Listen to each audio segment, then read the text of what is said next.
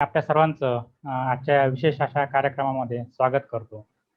त्रिरत्न बौद्ध महासंघ लातूर यांनी मला ही जी काही संधी दिलेली आहे प्रवचनाची, त्याबद्दल मी त्यांचाही धन्यवाद व्यक्त करतो. आणि खरोखर मला खूप चांगलं वाटत आहे की त्यांनी मला ही संधी दिली आणि विशेष म्हणजे माझ्यावर हा विश्वास टाकला की तुम्ही हे प्रवचन द्या. तर त्याबद्दल त्यांचं मी धन्यवाद व्यक्त करतो. आणि आता आपण पुढे जाऊयात. तर आपल्याला माहिती आहे की आपण पौर्णिमेसाठी इथं एकत्रित आलेलो आहोत. आणि पौर्णिमा ही जी बाब आहे ती सर्वच बौद्ध जगतामध्ये अतिशय चांगल्या रीतीने साजरी केली जाते. आणि पौर्णिमा या संदर्भात आपल्याला माहिती असेल की पौर्णिमा हा जो काही दिवस आहे तो फार पूर्वीपासून तो चांगल्या रीतीने साजरा केला जातो. विशेषतः भारतीय परंपरेमध्ये तो अतिशय चांगल्या रीतीने साजरा केला जातो. असं म्हणतात की बुद्ध काळाच्या आधीपासून पौर्णिमेच्या दिवशी अनेक लोक एकत्रित यायची आणि या दिवशी पर्टिक्युलरली जी काही आध्यात्मिक शिकवण आहे ती आध्यात्मिक शिकवण त्यावेळेस जे काही गुरु असतील त्या गुरुकडून ते घेत होते आणि आध्यात्मिक शिकवण घेऊन ते आपल्या घरी जात होते. म्हणजे पौर्णिमा हा दिवस जो आहे तो पूर्वीपासून खूप चांगल्या रीतीनं साजरा केला जायचा. आणि ही जी परंपरा आहे तीच परंपरा असं म्हणता येईल की बुद्धानं पण पुढं चालू ठेवलेली आहे.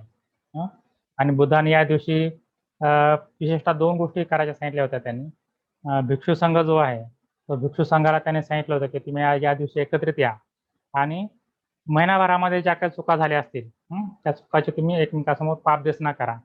ही गोष्ट त्याने सांगितली होती. आणि त्याचप्रमाणे या दिवशी धम्मदेशना भिक्षूने द्यायची असते. म्हणजे भिक्षू हे जनरली विहारात थांबलेले असतात आणि जे काही आपण ज्यांना उपासक म्हणतो, उपासक आणि उपासिका ले पीपल जे आहेत ते या दिवशी विहारात जातात आणि धम्मदेशना जे आहे ते आपले जे काही गुरु असतील त्या गुरुकडून ते घेतात.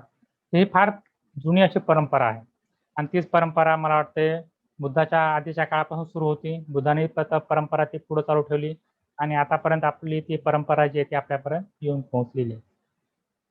आणि आपल्याला असं म्हणता येईल की भिक्षू ही जी काही परंपरा आहे म्हणजे भिक्षाटन करून आपलं जीवन जगणं ही परंपरा बुद्धाच्या काळाच्या अगोदरपासून चालू होती आणि तीच बुद्धानं पुढं कंटिन्यू ठेवलेली आहे. तर ज्या काही भारतीय परंपरा आहेत त्या भारतीय परंपरा खरोखर खूप चांगल्या आहेत. खूपच म्हणजे असं म्हणता येईल की आचरणायुक्त आहेत. त्यांचं अभिनंदन करण्यासारखं आहे. आणि आपल्याला पर्टिक्युलरली आपण हे लक्षात घ्यायला पाहिजे की कोणत्या भारतीय परंपरा आहेत आणि कोणत्या इतर धर्माच्या परंपरा आहेत. बऱ्याच वेळा असं होतं की अनेक चांगल्या परंपरा ज्या आहेत भारतीय आहेत त्या इतर धर्मांनी आत्मसात केलेल्या आहेत आणि त्यांच्या पण धर्मामध्ये त्या त्यांनी लागू केलेल्या आहेत. आपण असं म्हणजे असं म्हणता येईल की असं आपण म्हणता कामा नये की ते इतर धर्माच्या परंपरा आहेत आपल्या नाहीत. आपल्याला ते बारफरकट करता आलं पाहिजे. आणि निश्चितपणे ही जी परंपरा आहे पौर्णिमेची ती अतिशय चांगली अशी परंपरा आहे आणि या दिवशी आपण मॅक्झिमम लोकांनी एकत्र यायला पाहिजे. आणि जे काही बुद्धाचं जे काही वचन आहे, बुद्धाची जे काही प्रवचन आहे, बुद्धाची जी काही शिकवण आहे ती आपण या दिवशी ग्रहण करायला पाहिजे. आणि त्या दृष्टीनंच आजच्या पौर्णिमेचं जे आहे ते आयोजन करण्यात आलेलं आहे. तर खरोखर ही अतिशय चांगली अशी गोष्ट आहे. आपल्याला माहिती आहे की मराठी महिन्यामध्ये 12 पौर्णिमा येतात आणि आपल्याला 12 पौर्णिमा पाठ आहेत का नाही मला माहिती नाही. असं म्हणता येईल की जे जुने विद्यार्थी आहेत माझ्यासारखे त्यांना अगदी असं म्हणता येईल की पूर्वीच्या काळात शिक्षकांनी मारून शिकवलेलं आहे की कोणत्या 12 पौर्णिमा आहेत. पण जे काही नवीन लोक आहेत त्यांना कदाचित ते माहिती नसेल की या 12 पौर्णिमा कोणत्या आहेत. मला वाटलं सहज त्या 12 पौर्णिमेचे नाव आपण सांगावीत. तर चैत्र महिन्यापासून त्याची सुरुवात होती. चैत्र पौर्णिमा ही पहिली येते. चैत्र, वैशाख, ज्येष्ठ, आषाढ, श्रावण, भाद्रपद, आश्विन, कार्तिक, मार्गशीर्ष, पौष, माघ आणि फाल्गुन अशा एकूण 12 पौर्णिमा आहेत. आणि 12 पौर्णिमेपैकी चैत्र पौर्णिमा मराठी वर्षामध्ये पहिल्यांदा येते आणि ती जनरली एप्रिल महिन्यामध्ये येत असते. आणि मग चैत्र महिन्यामध्ये काय घडलं, चैत्र पौर्णिमेला काय घडलं असं म्हणता येईल. कारण हे प्रत्येक पौर्णिमेला काही ना काहीतरी घडलेलं आहे आणि विशेषतः आपण बौद्ध जीवनामध्ये बुद्धाच्या काळात काय घडलेलं आहे त्याच्याविषयी पर्टिक्युलरली आपण माहिती घेत असतो. आपल्यासाठी ती माहिती जी आहे ती खूप मोठी महत्त्वाची असते. तर चैत्र पौर्णिमेला प्रामुख्याने 3 घटना घडलेल्या आहेत. काही जण 4-5 जण घटना सांगतात पण प्रामुख्याने आपण 3 घटना पाहणार आहोत. पहिली घटना आहे की सिद्धार्थ गौतमाने भृगु ऋषीचा आश्रम जो आहे तो चैत्र पौर्णिमेला सोडला होता. ते आपण पाहणार आहोत काय आहे तर त्याचप्रमाणे उदक रामपुत्त जो आहे त्यांचा पण जो आश्रम आहे तो याच दिवशी चैत्र पौर्णिमेच्या दिवशी सिद्धार्थ गौतमाने सोडला होता. आणि तिसरी महत्त्वाची जी गोष्ट आहे ती आपल्या सर्वांना माहिती आहे. या दिवशी सुजाताने सिद्धार्थ गौतमाला क्षीरदान केलं होतं. खीर जी आहे ते खीर दिली होती. त्या तिन्ही घटना ज्या आहेत त्या खूप महत्त्वाच्या आहेत. आणि बऱ्याच वेळा तिसऱ्या घटनेला आपण खूप मोठं महत्त्व देतो. तसं महत्त्व आहेच ते. पण या तिन्ही घटना आपण पाहूयात की नेमक्या कशा आहेत. तर असं म्हणता येईल की सिद्धार्थाने गृहत्याग केला आणि गृहत्याग केल्यानंतर अ, सिद्धार्थाने अगोदर ठरवलं होतं की आपल्याला कुठं जायचंय? आलार कालाम जे आहे, त्यांच्या आश्रमाकडे आपल्याला जायचं आणि तिथं आपल्याला पुढचं जे काही सुखाचा जो काही शोध आहे तो आपल्याला घ्यायचा आहे. आणि त्यासाठी त्यांनी गृहत्याग केला होता. गृहत्याग केल्यानंतर आलार कालामकडे जात असताना त्यांना भृगु ऋषीचा आश्रम दिसला आणि ते भृगु ऋषीच्या आश्रमाजवळ थांबले. तिथं त्यांच्या शिष्याने स्वागत केलं, त्यांची विचारपूस केली. त्यांचं चांगल्या रीतीनं असं म्हणता येईल की पाहुणचार केला आणि मग त्यांना थांबण्याची विनंती केली आणि ते त्या ठिकाणी थांबले. काही वेळानंतर भृगु ऋषी जे आहे ते त्यांच्या ठिकाणी आले आणि असं म्हणता येईल की ते भृगु ऋषीला भेटायला गेले आणि भृगु ऋषीने त्यांना त्यांच्या आश्रमात काय-काय चालू आहे ते त्यांना सविस्तररित्या समजून सांगितलं. त्यामध्ये त्यांनी सांगितलं होतं की भृगु ऋषीच्या आश्रमामध्ये अनेक तपस्वी होते आणि ते तपस्वी जे आहे ते अनेक प्रकारचे साधना करत होते, तपस्या करत होते आणि मग त्या आश्रमामध्ये भृगु ऋषीने त्यांना अनेक प्रकारच्या ज्या काही तपस्या आहेत त्या तपस्या सांगितल्या. ज्याला आपण खडतर तपस्या म्हणता येईल त्या पण त्यांनी त्या ठिकाणी सांगितल्या. त्याचं महत्त्व काय आणि त्याचे काय फळ मिळतात हे सर्व त्यांनी त्यांना समजून सांगितलं. आणि त्यांना सांगितलं की या सर्व याचं मूळ जे आहे ते मूळ असं आहे की दुःख मार्ग समजा आपण अनुसरला तर आपल्याला काय मिळतं? सुख मिळतं. तर दुःखाचा मार्ग आपण अनुसरायला पाहिजे. स्वतःच्या शरीराला काय करायला पाहिजे? त्रास द्यायला पाहिजे. आणि दुःख हेच म्हणता येईल की पुण्याचं मूळ आहे. हे त्यांनी त्या ठिकाणी सांगितलं. आणि अशा प्रकारे टीचिंग दिल्यानंतर, अशा प्रकारे शिकवण दिल्यानंतर ते सिद्धार्थाला काही पटलं नाही. सिद्धार्थ म्हणे की मला हे काही पटलेलं नाहीये. पण ठीक आहे धन्यवाद त्यांनी व्यक्त केले. तुम्ही मला सांगितलं ती चांगली गोष्ट आहे म्हणे. मला आता आलार कालाम जे आहे ते त्यांच्याकडे मला जायचं आहे आणि पुढची जी काही शिकवण आहे ती मला स्वीकारायची आहे. तर त्यांचा निरोप घेऊन जे आहे ते सिद्धार्थ गौतम तिथून बाहेर पडले. असं म्हणतात की ज्यावेळेस ते सिद्धार्थ गौतमांनी हा भृगु ऋषीचा आश्रम सोडला तर तो चैत्र पौर्णिमेचा दिवस होता. आणि त्यानंतर ते आलार कालाम यांच्याकडे गेले. आणि आलार कालाम जे आहे त्यांनी सुद्धा त्यांचं खूप मोठं स्वागत केलं. मग त्या ठिकाणी त्यांनी आलार कालामकडून जे आहे ते अनेक गोष्टी शिकल्या. तर त्यापैकी असं म्हणताल की कपिल मुनीचं जे काही सांख्य तत्वज्ञान आहे ते त्यांनी आलार कालाम यांच्याकडून शिकले. सांख्य तत्वज्ञान आणि त्याचप्रमाणे त्यांनी ध्यानाचे जे काही प्रकार आहेत ते प्रकार त्यांनी आलार कालाम यांच्याकडून शिकलेले आहेत. आणि असं म्हणतात की आलार कालाम यांनी ध्यानाची माहिती त्यांना दिली. त्यामध्ये आनापानसती, प्राणायाम आणि समाधी या तिन्ही गोष्टीचा समावेश होता. आणि सिद्धार्थ गौतम जे आहे ते अतिशय चांगले शिष्य होते. आणि असं म्हणतात की त्यांनी थोड्याच काळात या सर्व गोष्टीमध्ये प्रावीण्यता त्यांनी मिळवली. या सर्व गोष्टीमध्ये ते तयार झाले. आणि असं म्हणतात की त्यांनी 7 ध्यानाचे जे काही प्रकार आहेत ते 7 ध्यानाचे प्रकार ते शिकले त्यामध्ये ते पारंगत झाले.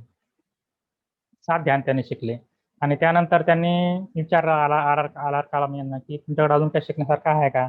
तर त्याने माझ्याकडे अजून काही शिकण्यासारखं नाही.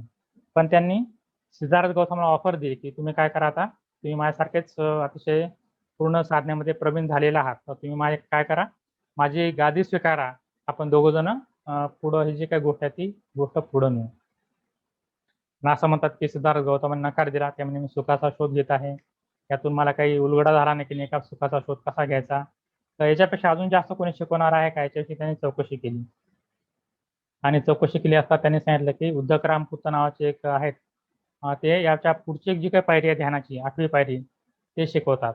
मग त्यांनी आलार कालाम यांचा निरोप घेतला आणि ते उद्धक रामपुत्तकडे गेले. आणि उद्धक रामपुत्त यांनी निश्चितपणे त्यांचं स्वागत केलं आणि त्यांना मग जे काय समाधीची 8वी पायरी किंवा ध्यानाची 8वी पायरी म्हणता येईल ती त्यांना शिकवली. हे असं म्हणतात की थोड्या दिवसात ते 8व्या पायरीमध्ये पण पारंगत झाले. त्याच्यावर त्यांनी प्रभुत्व मिळवलं. आणि 8 ध्यानाच्या ज्या काही पायऱ्या आहेत 8 ध्यानाचे जे काही प्रकार आहेत त्याच्यामध्ये त्यांनी पूर्णपणे प्रभुत्व मिळवलं होतं. आणि एवढं सर्व झाल्यावर त्यांनी परत त्यांनी विचारलं उद्धक रामपुत्त यांना की आपल्याकडे काही शिकवण्यासारखं आहे का? तर उद्धक रामपुत्त म्हटले की माझ्याकडे आता काही शिकवण्यासारखं नाही. पण त्यांनी परत सिद्धार्थाला ऑफर दिली की तू माझी गादी स्वीकार. आणि काय कर आपण दोघंजण मिळून हे जे काही ध्यानाचे प्रकार जे आहेत ते आपण इतर लोकांना शिकवू. एक गुरु म्हणून आपण काय करू पुढे येतो आणि हे जे ध्यानाचे प्रकार आहेत ते ध्यानाचे प्रकार आपण इतर लोकांना शिकवू. अशा रीतीने आलार कालाम आणि उद्धक रामपुत्त या दोघांनी सिद्धार्थ गौतमाला ऑफर दिली होती की आपण काय करूयात आता मिळून काम करूयात. आणि असं म्हणतात की आलार कालाम आणि उद्धक रामपुत्त जे आहेत त्या काळात अतिशय प्रसिद्ध होते. पर्टिक्युलरली ध्यान साधना शिकवण्यामध्ये अतिशय प्रसिद्ध होते. त्यांचा फार मोठा असं म्हणता येईल की फार मोठी कीर्ती होती आणि ती कीर्ती ऐकूनच सिद्धार्थ गौतम जे आहे ते दोघाकडे आले होते आणि त्यांना जे काही त्यांच्याकडे जे काही होतं ज्ञान ते सर्व त्यांनी हस्तगत केलं होतं. त्याच्यामुळे त्यांनी निपुणता प्राप्त केली होती आणि पद जे आहे ते पद दोघांनी त्यांना देऊ केलं होतं. असं म्हणता येईल की सिद्धार्थांनी ते पद दोन्ही पण पद नाकारले आणि जे काही उद्धक रामपुत्त आहे त्यांचा आश्रम पण त्यांनी असं म्हणता येईल की चैत्र पौर्णिमेच्या दिवशी सोडला होता. याच्यानं आपण काय बोध घ्यायला पाहिजे? असं म्हणतात की बुद्धला बुद्धत्व प्राप्त झाल्यानंतर खूप काही घेण्यासारखं आहे. पण त्याचबरोबर त्यांच्या आधीच्या जीवनामध्ये सुद्धा अशा अनेक घटना आहेत की ज्यापासून आपण काही ना काहीतरी बोध घेऊ शकतो. तर पहा की सिद्धार्थ गौतमाने जे आहे ते ग्रहत्याग केला होता. एकदम सुरुवातीला त्यांच्याकडे जे काही राजेशाही म्हणता येईल किंवा राज्यपद म्हणता येईल त्या पदाचा त्यांनी त्याग केला होता. म्हणजे ज्याला आपण भौतिक पद म्हणता येईल त्या भौतिक पदाचा त्यांनी त्याग केला होता आणि त्याच्यानंतर त्यांनी ते वनामध्ये आले होते आणि इथं आल्यानंतर आला कलाम आणि उद्धक रामपुत्त यांच्याकडून पण त्यांनी असं म्हणता येईल की पूर्ण ज्ञान स्वीकारलं, ग्रहण केलं आणि त्यांनी पद ऑफर केल्यावर ते पद सुद्धा त्यांनी नाकारलं. जे एका अर्थाने त्यांनी आध्यात्मिक पद ज्याला म्हणता येईल गुरुचं पद जे आहे ते सुद्धा नाकारलं आणि ही गोष्ट जी आहे ती आपल्यासाठी खूप मोठी महत्वाची. सिद्धार्थ गौतम जे आहे ते उगीचच बुद्ध झाले. त्यांच्यामध्ये असं म्हणता येईल की खूप मोठी क्षमता होती. त्यांनी छोट्या छोट्या गोष्टी ज्या आहेत त्या छोट्या छोट्या गोष्टीला त्यांनी खूप कमी महत्व दिलं, दुय्यम महत्व दिलं. त्याच्यामुळे ते अडकले नाहीत आणि याही ठिकाणी ते या पदामध्ये अडकले नाहीत. पण आपलं काय होतं, जनरली आपण जे आहे ते पदामध्ये अडकतो असं नाहीये. तर पदासाठी आपण खूप काही प्रयत्न करत राहतो.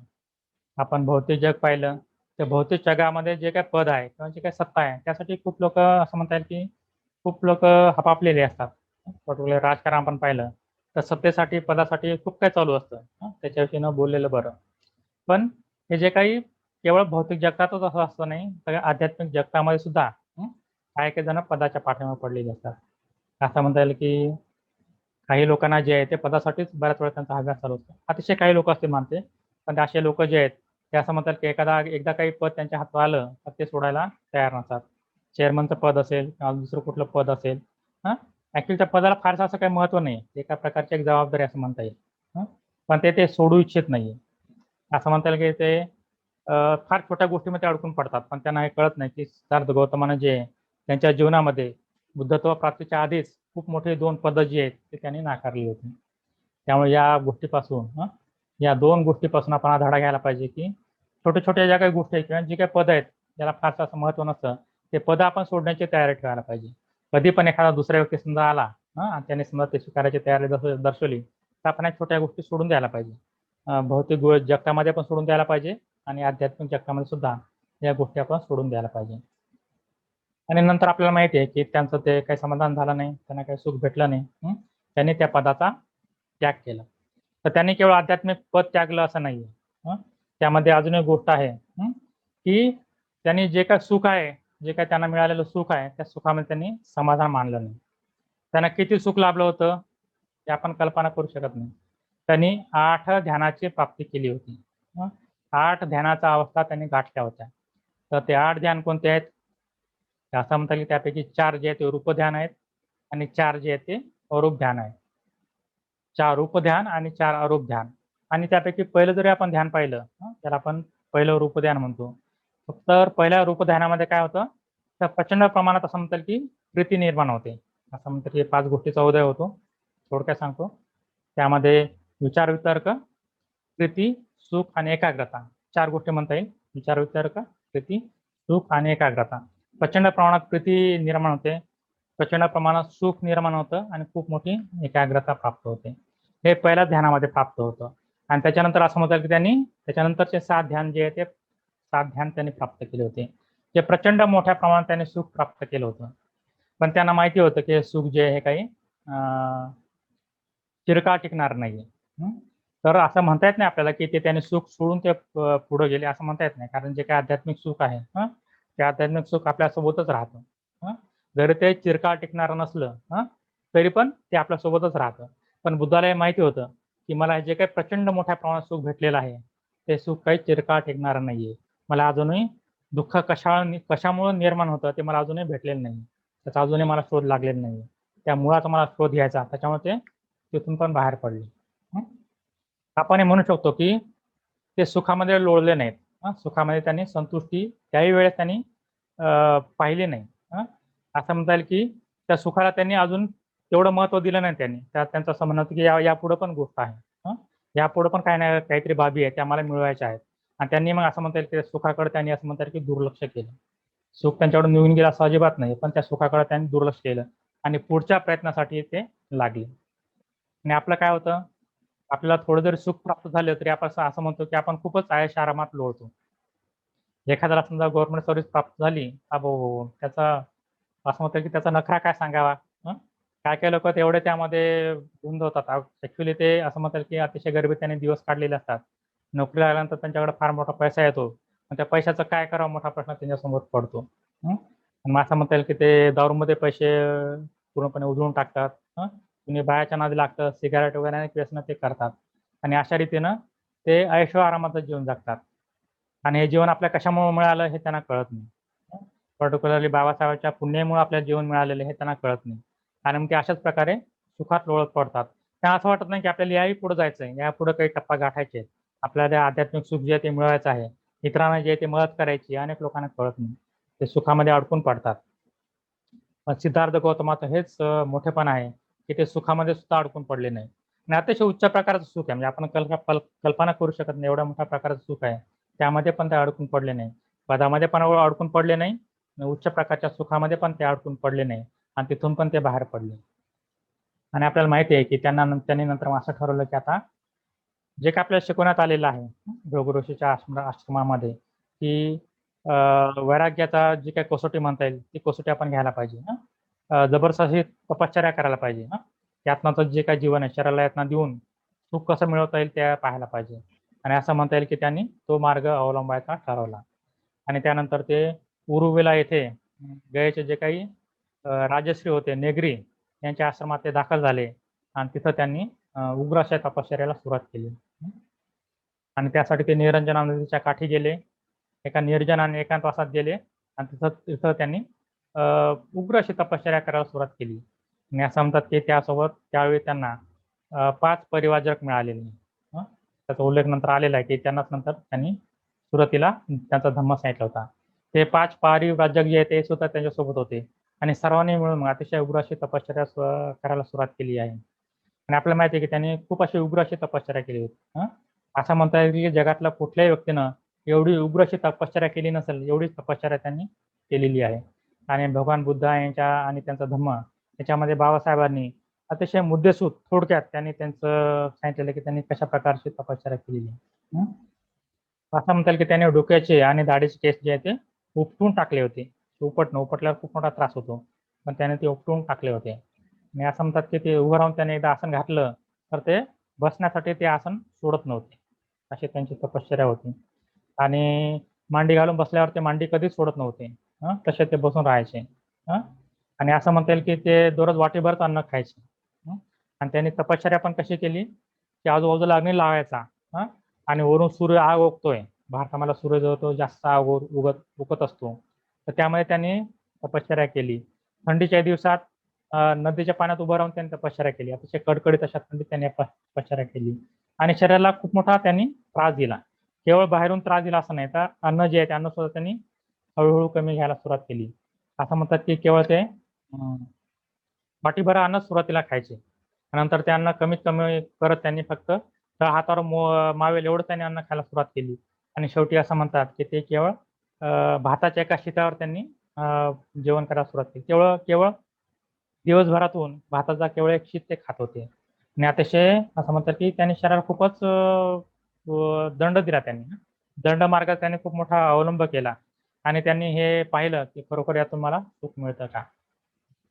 आणि आपल्याला माहिती आहे, की त्यांची प्रतिमा आपण पाहतो, की त्यांची प्रतिमा कशी आहे? त्यांचं पोट जे आहे ते एकदम खाली गेलेलं आहे. पाठीला ते मिळालेलं आहे. त्याच्याविषयी बोलताना ते असं म्हणतात, नंतर बुद्धत्व प्राप्ती झाल्यानंतर ते सांगतात, की त्यावेळेस मी एवढी उग्र तपश्चर्या केली, की मी माझ्या पोटाला हात लावला, तर माझी पाठ हाताला यायची आणि पाठीला हात लावला तर पोट हाताला यायचं. एवढं प्रचंड प्रचंड प्रमाणात त्यांनी असं म्हणता येईल की अन्नाचं सेवन कमी केलं होतं आणि अतिशय खडतर अशी तपश्चर्या केली होती. आणि एके दिवशी काय झालं तर ते निरंजना नदीत आंघोळ करायला गेल्यानंतर तिथंच ते चक्कर येऊन पडले. भोर येऊन पडले आणि काही वेळानंतर त्यांना शुद्ध आली. मग त्यांनी विचार केला की अनेक वर्षापासून मी तपश्चर्या करत आहे, ध्यान साधना करत आहे, उग्रशी तपश्चर्या करत आहे. पण माझ्या हातात काहीच मिळालं नाही आतापर्यंत. आणि असं म्हणता येईल की अशी समजा मी तपश्चर्या पुढे चालू ठेवली तर माझं मरण अटळ आहे. मला सुखाची प्राप्ती अजिबात होणार नाही. दुःखाचं मूळ कारण जे आहे ते मला अजिबात मिळणार नाही. अशा रीतीने त्यांच्या मनात विचार आला आणि त्यांनी असं ठरवलं की हा जो मार्ग आहे तपश्चर्याचा, दंड देहाचा, तो आपण सोडून द्यायला पाहिजे. हा मार्ग काही बरोबर नाही. आणि त्यांनी तो मार्ग सोडून द्यायचं ठरवलं. आणि त्याच वेळेस असं म्हणता येईल की ते एका झाडाखाली बसले होते, वटवृक्षाखाली बसले होते. आणि वटवृक्षाखाली बसलेले असताना असं म्हणता येईल की त्या ठिकाणी एक सेनानी होता. उर्वेला या ठिकाणी एक सेनानी होता. अतिशय श्रीमंत होता. गृहस्थ होता तो, श्रीमंत होता आणि त्याला सुजाता नावाची कन्या होती. आणि त्या सुजाताचं जे आहे ते लग्न झालं होतं आणि तिनं वटवृक्षाला जे आहे तिथल्या एका वटवृक्षाला तिनं अशी नवस केला होता की मला पुत्र प्राप्ती झाली तर नवस फेडायला मी तुझ्याकडं येईल. आणि योगायोगानं त्या काळात तिला पुत्र प्राप्ती झाली होती. आणि तिनं मग दासीला सांगितलं होतं की जा तिथला जो वटवृक्ष आहे तो साफ करून ये, आता मला नवस फेडायचा आहे. ती दासी जी आहे ती पन्ना नावाची दासी होती. पन्ना नावाची दासी आली आणि तिने तो वटवृक्ष जो आहे तो साफ करायला त्या वटवृक्षाखाली आली. तिथं आल्यानंतर तिनं पाहिलं की हे जे सिद्धार्थ गौतम आहेत ते त्या ठिकाणी झाडाखाली त्यावेळेस बसले होते. अतिशय क्रोश असे होते. अतिशय क्रोश अशी देहष्टी झाली होती आणि ते त्या ठिकाणी बसले होते. तर त्या पन्नाला असं वाटलं की प्रत्यक्ष वटवृक्ष जो आहे त्यानेच देवतेचं रूप धारण केलेलं आहे आणि वटवृक्ष जे आहे तीच देवता या ठिकाणी अवतीर्ण झालेली आहे. मग तिनं धावत पळत पळत जे आहे ते सुजाताला जाऊन सांगितलं की वटवृक्षाची देवताच आता प्रगट झालेली आहे. तू आता देवतेलाच नवस फेडू शकते. असं म्हणता येईल की सुजातानं जे आहे ते सोन्याचं पात्र घेतलं आणि त्या ठिकाणी अतिशय सुंदर अशी खीर तयार केली. ते खीर शुद्ध अशा दुधापासून तयार केली होती. त्याच्यामध्ये मध, तूप आणि गूळ टाकून खूप सुंदर तिने स्वतः तयार केली होती. आणि सोन्याच्या पात्रामध्ये ती गौतमाकडे आली, सिद्धार्थ गौतमाकडे आली आणि सिद्धार्थ गौतमाला तिनं ती खीर अर्पण केली. आणि ती खीर जी आहे ती सिद्धार्थ गौतमाने त्यावेळेस प्राशन केली. असं म्हणता येईल की ती खीर अतिशय चांगली होती, अतिशय स्वादिष्ट होती आणि त्यामध्ये खूप चांगले पदार्थ असल्यामुळं त्यांच्या शरीराला जे आहे ते ताजेतवानापणा जो मिळाला ती खीर प्राशन केल्यानंतर. आणि त्यांची बुद्धी जी आहे ती अतिशय चांगली झाली, तलक झाली आणि ते तरतरीत आणि फ्रेश झाले सुजाताची खीर खाऊन.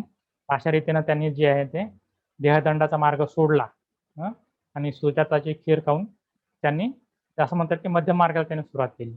देहदंडाचा मार्ग त्यांनी सोडला आणि पुढील गोष्टीला जी त्यांनी सुरुवात केली.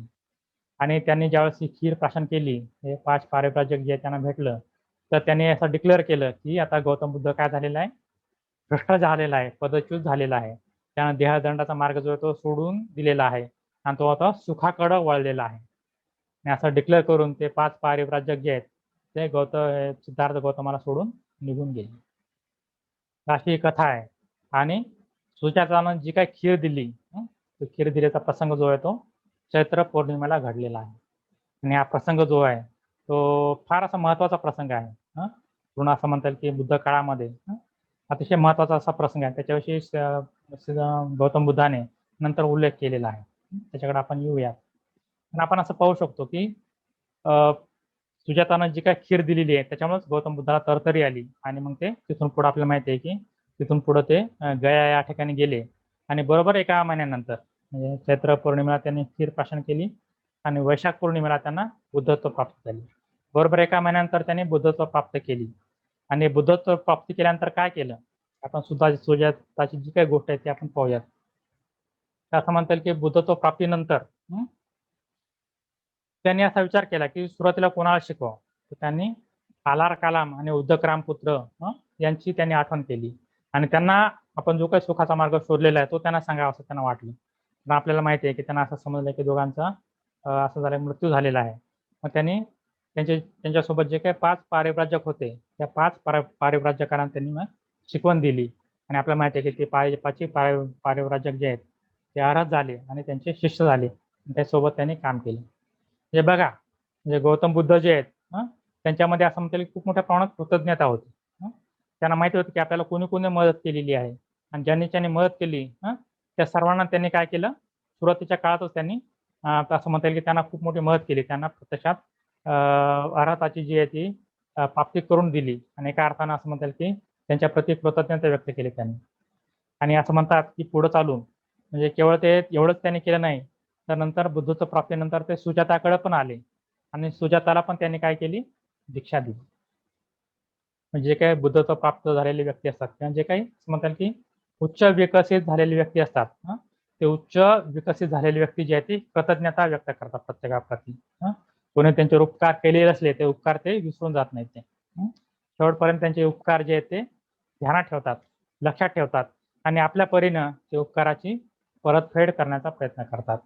आणि आपल्याला माहिती आहे की गौतम बुद्धानं निश्चितपणे ह्या सर्व विषयी आलार कलाम, बुद्धरामपुत्त, त्यांचे 5 पारिव्राजक आणि सुजाता बुद्धत्व प्राप्तीपूर्वीचे हे जे काही लोक त्यांच्या कॉन्टॅक्टमध्ये आले होते त्या सर्वांना त्यांनी त्यांची टीचिंग दिली, उच्च अशी शिकवण दिली आणि असं म्हणतात त्या सर्वांची मुक्ती केली.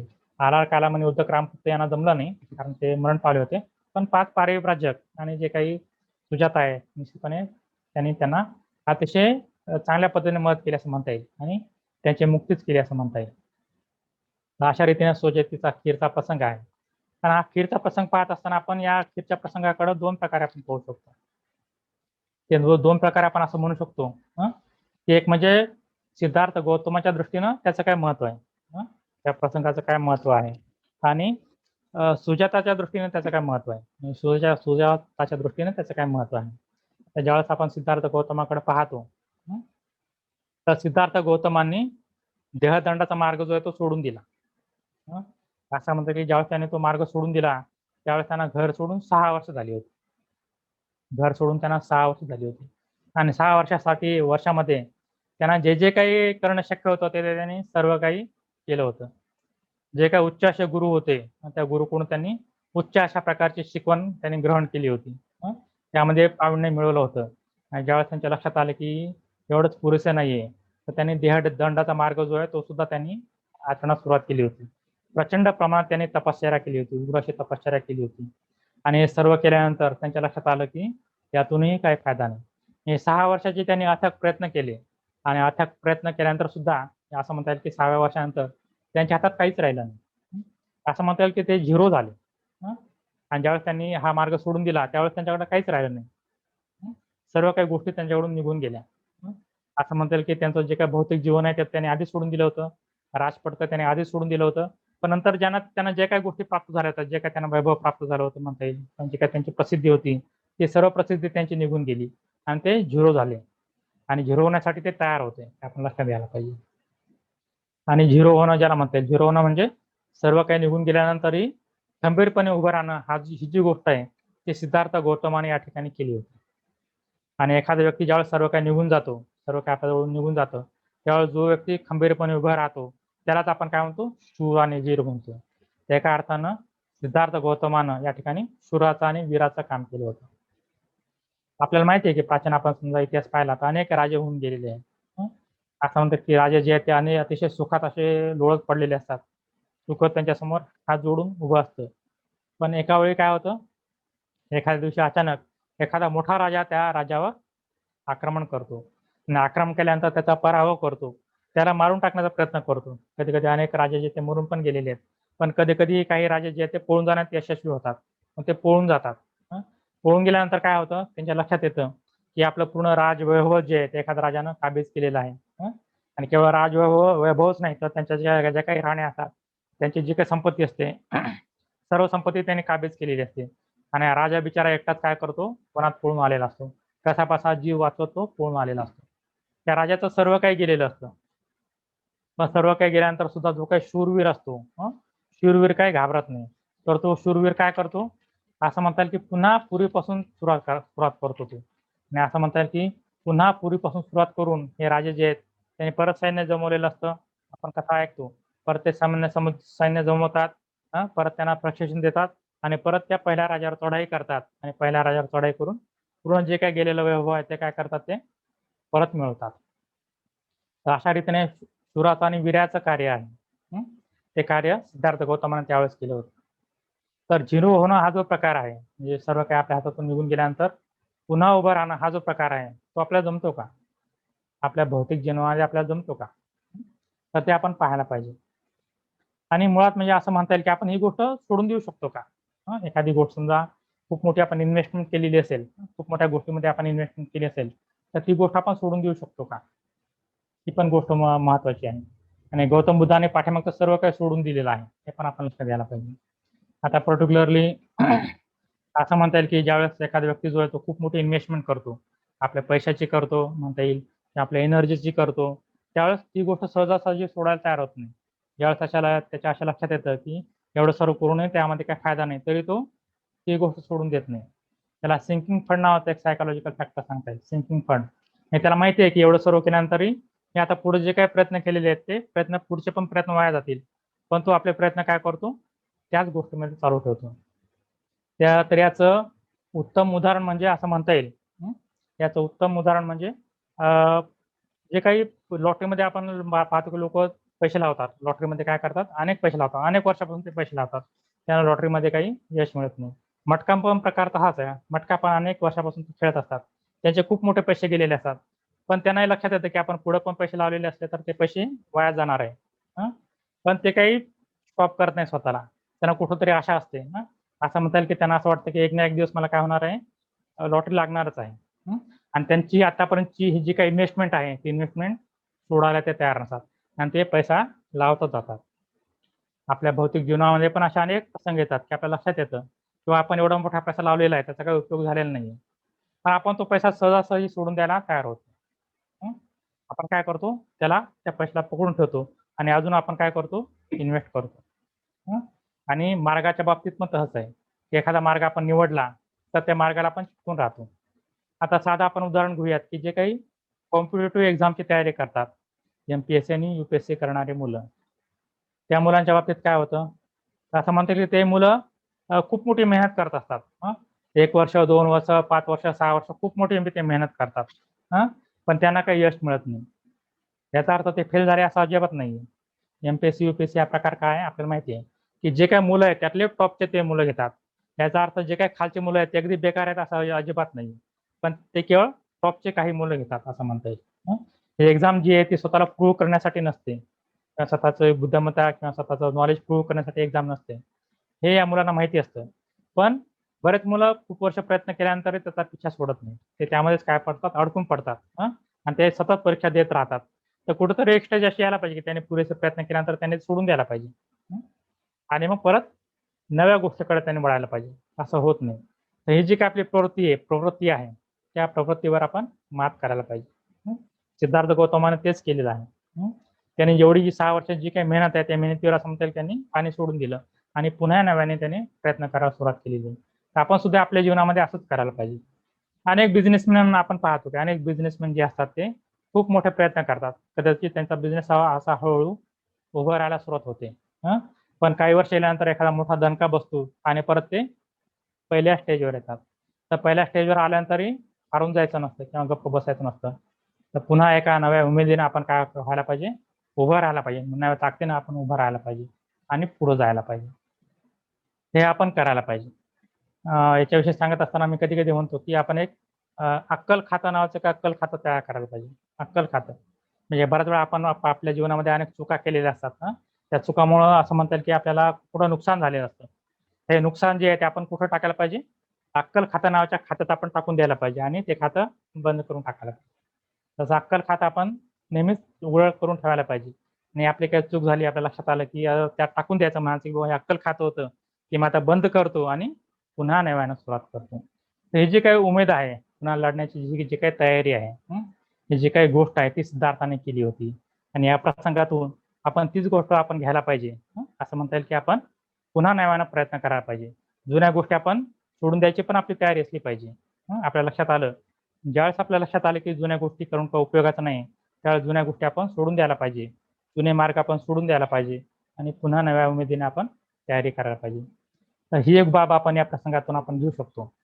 सुजातानं जी काय खीर दिली सिद्धार्थ गौतमाला, तर सिद्धार्थ गौतमाने काय केलं, देहदंडाचा मार्ग सोडला आणि पुन्हा नव्या उमेदीनं ते नव्या प्रकाशाच्या शोधात निघाले. ते ही गोष्ट आपण पाहू शकतो सिद्धार्थ गौतमाच्या दृष्टीने.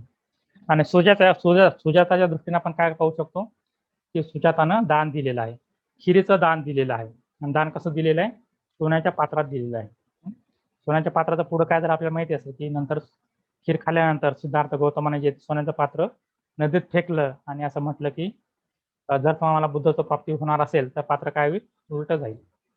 असं म्हणतात ते पात्र उलट गेलं. खरंच ते पात्र उलट गेलं का, ऍक्च्युली तसं काही झालं नाही. तर आपण प्रतिकात्मक घ्यायला पाहिजे. तर सिद्धार्थ गौतमाने त्यावेळेस असा विचार केला होता की सर्व जे काही बहुतेक लोक आहेत ते विशिष्ट एका दिशेने जात आहेत, किंवा जे काही आध्यात्मिक लोक आहेत ते सुद्धा एका विशिष्ट दिशेने जात आहेत, वैराग्याच्या दिशेने जात आहेत. पण माझा प्रवास जो आहे तो आता उलटा सुरू झालेला आहे. तर काय या प्रवासामध्ये मला सक्सेस मिळेल असं त्याने स्वतःला प्रश्न विचारला आणि त्यांना ही खात्री पटली की येस, या उलट्या प्रवासात मी निश्चितपणे यशस्वी होणार आहे. हेच त्यातून सिद्ध होतं. पहा, सोन्याचं पात्र आहे. एखादं सोन्याचं पात्र आपल्याला भेटलं असतं आपण ते सोडलं नसतं. पण सिद्धार्थ गौतमानं सहज ते फेकून दिलं. यापासून पण आपल्या लक्षात येतं की सिद्धार्थ गौतम त्याही वेळेस किती निरीच्छ होते. त्यांना केवळ सुखाची प्राप्ती हवी होती. आणि या ठिकाणी आपण हे पाहू शकतो की सुजातानं दान दिलेलं आहे, खिरेचं दान दिलेलं आहे आणि त्याचं खूप मोठं असं महत्व आहे. नंतर बुद्धाने नंतर आपल्याला माहिती की शेवटी लोहार चुंद जे आहे त्याच्या घरी त्यांनी जेवण केलं होतं. ही कथा आपण पूर्णपणे पाहणार नाही. तो लोहार चुंद जे आहे त्यांच्याकडे त्यांनी जेवण केलं होतं आणि नंतर आपल्याला माहिती आहे की ते जेवण केल्यानंतर त्यांना माहिती होतं की या जीवनात विष कालवलं गेलेलं आहे. त्याच्यानंतर त्यांना रक्ताच्या उलट्या झाल्या आणि असं म्हणतात की ते त्यांचं शेवटचं जेवण होतं. आणि नंतर आनंदाशी बोलताना त्यांनी सांगितलं की आनंदा, कृपया तू नंतर लोहार चुंद जे आहे त्याला जाऊन सांग की तुझं जे काही अन्न आहे ते अन्न प्राशन करून तुझं भोजनदान स्वीकारून मी कृतकृत झालेलं आहे. मला खूप मोठी कृतज्ञता आहे तुझ्याबद्दल. आणि त्याच्याविषयी बोलताना ते असं म्हटले की दोन दान जे आहे ते महादान आहे. आणि कोणते दान महादान आहेत, तो सुजातानं सुरुवातीला मला दिलेली खीर, ज्याला म्हणता येईल की बुद्धत्व प्राप्तीपूर्वी मला दिलेली खीर, हे महादान आहे, महापुण्याचं काम आहे. त्याचप्रमाणे निर्वाण प्राप्तीपूर्वी मला जे काही चुंद लोहारानं जेवण दिलं ते पण महादान आहे, महापुण्याचं काम आहे. आणि दोन्ही जे काही पुण्यकर्म आहे त्याचं खूप मोठं गुणगान जे आहे ते भगवान बुद्धाने नंतर गायलेलं आहे. या प्रसंगी मी एवढं सांगू इच्छितो की जसं सुजातानं दान दिलं आणि महापुण्य प्राप्त केलं, महाफल प्राप्त केलं असं म्हणता येईल. त्याचप्रमाणे आपण तिच्यापासून प्रेरणा घेऊन आपण खरोखर या चैत्र पौर्णिमेच्या निमित्तानं दान द्यायला शिकायला पाहिजे. कमीत कमी आपण 5% 20 भाग तरी दान द्यायला शिकायला पाहिजे. आणि दानाचं जे काही सवय आहे ते आपण आपल्या जीवनामध्ये लावून घ्यायला पाहिजे आणि सतत दान करायला पाहिजे. या ठिकाणी मी थांबतो. सर्वांनी माझं शांतपणे ऐकून घेतलं त्याबद्दल सर्वांचे धन्यवाद. आणि परत एकदा मी प्रयत्न बौद्ध महासंघ लातूर यांनी मला जी काही संधी उपलब्ध करून दिली त्याबद्दल त्यांचा मी धन्यवाद व्यक्त करतो आणि या ठिकाणी थांबतो. जय भीम.